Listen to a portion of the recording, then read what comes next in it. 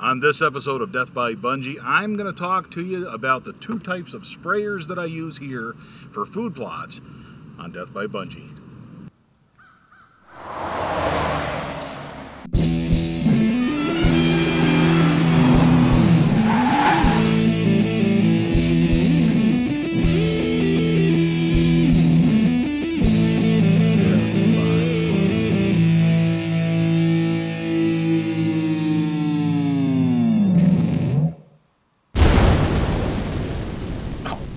Again.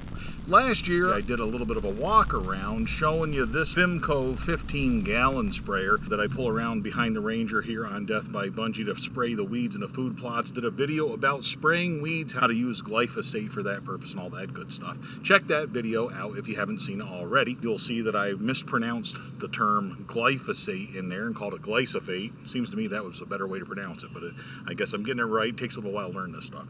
Said from the beginning I'm not an expert on this stuff, but I am putting together some pretty nice food plots, and I'm kind of proud of what we've been able to produce here in the 7 or so years that I've been doing food plots here. This sprayer, the Fimco 15-gallon tow behind, is with me now for the third season. This is the third year that I will be using this in terms of spraying Roundup and other stuff on the food plots. I have used this almost exclusively for spraying Roundup or glyphosate in order to kill the weeds before you plant. And you can see behind me here, all the way over to there and all the way back behind me, this is the lower buck field, and I'm putting together, and I'm going to till it up here and put in a nice clover food plot. Actually go so far as to till it up and plant clover throughout here. I have a couple different blends of clover that I will be planting here, so I'm pretty excited about that. You'll want to make sure that you stay tuned to see how that goes. Now this sprayer, one of the things about it, I'll tell you, you can see it's been used pretty good already this year. It's very muddy. It does have inflatable tires, and I just noticed that tire on that side is actually a little bit soft, but they're inflatable tires. They have lasted just fine here into the third season. I can tell you that through 3 seasons of spraying stuff through here, I spray glyphosate and Plot Max from Antler King. I add that to every effort of going out and spraying. Every time I spray with it, I put in a good healthy amount of Plot Max as well. I don't have any separate independent proof that Plot Max works great, but I certainly have no complaints. Basically, the Roundup is able to kill all the weeds in here, and my food plots have grown well. The purpose of Plot Max, I think I mentioned in another video, is to inspire the weeds to rot down a little bit better and help the lime assimilate into the soil a little bit better. Can't hurt. Antler King recommends it. I am happy with their products, and I've been happy with that so far as well. I can tell you that these nozzles have not clogged. It still sprays just as good today as it did when it was brand new. I pulled this behind the Ranger. You may be wondering how it works with a vehicle like that. I can tell you it's probably a little bit small. These tires are a little bit small for the Ranger. I probably could either lower the hitch a little bit more to get it to sit more level. I would like to either put bigger tires on, make it a little bit more rugged, or what have you. This is really the size that you would pull behind a four-wheeler, pull behind a lawnmower, where you can easily turn around and look at it and make sure it's spraying. It's a little bit of a disadvantage for the Ranger, although the booms extend far enough and it has coverage behind the Ranger just perfect. I do have to stop occasionally, look out, and check levels and stuff like that. You can see it's got a little bit left in it now, but you can't really tell that until you get out and look at it. Well, would you look at that? Not a problem. It's a general rule, like I said. Pulls behind a Ranger just fine, does a great job in terms of killing the weeds. It gets a nice even application, but I think it would be even more even if the front end were down a little bit more and the boom was up in the air. Mark on our Facebook page had asked what the difference was between boom and boomless sprayers. You can see that this has booms. They call them boomless sprayers, but they look identical to this. So I really don't know why they call those boomless sprayers. I don't know at all what the difference is. So if you know, leave a comment here on YouTube or hit us up on the Facebook page and let us know what the difference is between boom and boomless. These look like booms to me, but what do I know? I would consider this one, which I'll get to in just a second, more of a boomless sprayer, but we'll see. Another thing on the boom, when we're talking about the boom here, this one folds. It has little knobs that can be used to tighten it down and ratchet it, put those arms out straight. They fold in nicely for storage. You loosen this up and then you can fold these booms right in so it's nice and compact, and then in the spring you extend them out, or when you get to your spraying location you extend it out and tighten them down. I have found that these little knobs alone don't tighten down well enough to hold those booms open. So what I have done is I have just simply put a couple of trailer pins in here, the little pins that you get from Tractor Supply or any of those places. Put those in there and they hold it open nicely so it just stays open perfect. I do not run fertilizers through this sprayer. The only reason, you certainly could, you would want to clean it really good, get out all of that residual glyphosate or Roundup, get that out of there before you go spraying fertilizers. You could spray your liquid fertilizer in here, Jolt or some other liquid fertilizer. You could do that. It would work just great for that. I have not done that. But you certainly could use it for that. They do sell some powders or other chemical compounds where you can put in there to neutralize the glyphosate. It'll make all that inert and all of it inactive, and then you can add your fertilizers right on top of it. You can do it that way. You will also notice, in addition to the boom, that they have a wand here. Now, I've strapped the wand down with a zip tie here to hold it in place because it kept wanting to fall off on some of the rough terrain. This thing generally navigates the rough terrain pretty good. I haven't had too many problems with it, but to keep that wand in place, I've actually had to sort of zip tie it down so it stays in one spot. In those hard to reach areas, like when you're doing those interior food plots in the woods, the wand is real handy because you can use that to sort of spray without in areas where you can't drive over it to get the booms to go and spray. So it's much easier with this wand on here. It serves a good purpose. Winterizing it. What do you do for the winter? What I do with this thing, I actually run it dry. I run all the stuff out of it. Then I run a tank or half tank of water through it. And I drain. There's a drain in the back. You can drain out the rest of the water to get it down. If there's too much in there, slosh it around good, clean it out. I run a lot of that plain water through here, go up and down the driveway with it, getting rid of any residual glyphosate or anything else, just to clean the nozzles. That's probably one of the reasons why it works very well for me every year. Go ahead and do that, and you shouldn't have too much trouble. I haven't had any problems with it in terms of plugging or anything. I turn this thing on in the spring and it works just fine. Now, I gave you a little bit of a walk around in that video last year about how I use this. It does run off the battery of the Ranger. I had to wire some terminals, wire right to the terminals of the battery, and I have a long wire with an on-off switch that I can work, that I just run back across the dash, run it through the cockpit here, over the back of the Ranger, and down and hook onto this. Once you turn the sprayer on with the button here on the unit, then you can work the on-off switch up front and turn it on, turn it off as you're making your turns and as you're going through the field. It works just perfect. You might want to clean this up every year too, though, as part of your winter maintenance, just to make sure it doesn't get any rust or corrosion on here, so those connections work just perfect for you each year. This one, like I said, it's about 3 years old. I paid around $150 for it. That included the tires and the whole trailer type rig. Put it together, works just fine.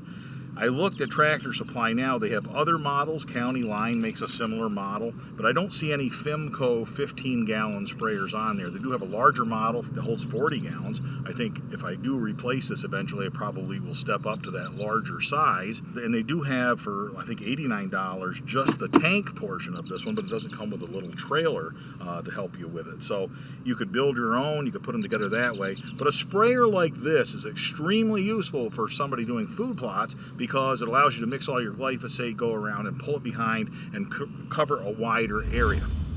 The only real problem I've had with this sprayer is that there's a couple of woodchuck holes over here in the buck field, and I've hit those a couple of times. Last year I managed to bend the axle on this, just took the wheels off, they come off real easy. Managed to pull that axle out of there, put it in a vise and just bend it back into shape, put it back in here, and it works just fine. But that's something, it's not really built for rough terrain, but you know, these are food plots where you're tilling and everything else.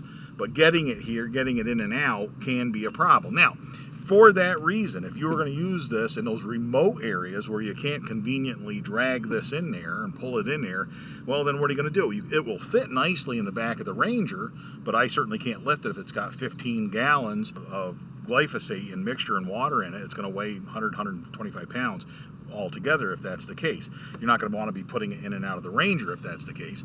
To avoid that problem, what I did, now I have not used this yet, but I collected about a dozen gallon jugs in case I need to take this down into the woods at some point. All I'm going to do is fill those up with water at the hose, and I'll tuck them right in the back of the Ranger and then just put this in there empty. Take all the chemical, take all of the water with me, then just hook it in, set it up, and mix it right then and there with the gallon jugs. You certainly can do it that way. You don't have to haul this thing full. But when I use it, I have found it very useful to haul it full, because what I typically do is I fill it up halfway with water, then I add my Plot Max and I add my glyphosate to the right specifications. And then on top of that, I add the rest of the water, and then by the time I get it to the location where I'm going to spray, that stuff is sloshed around in there enough, hopefully, to where it has mixed nicely. So I've found that has worked very well, so I certainly have no complaints at this point.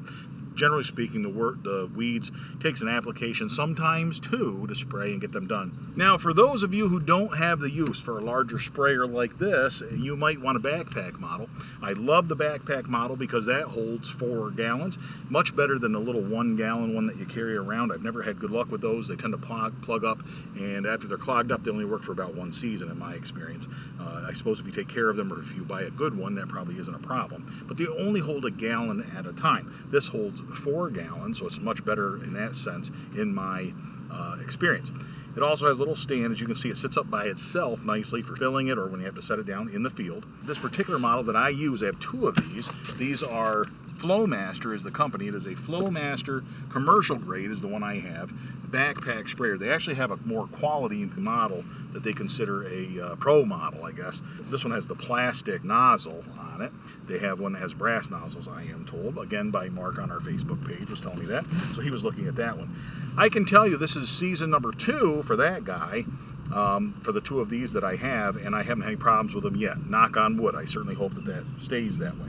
I bought 2 of them because I want one for the slay and arrest. I use these on my clover food plots. I did a video about using slay and arrest to kill the weeds and grasses in your clover food plots. You might want to check that one out too. These work great for that because they're about 65 bucks.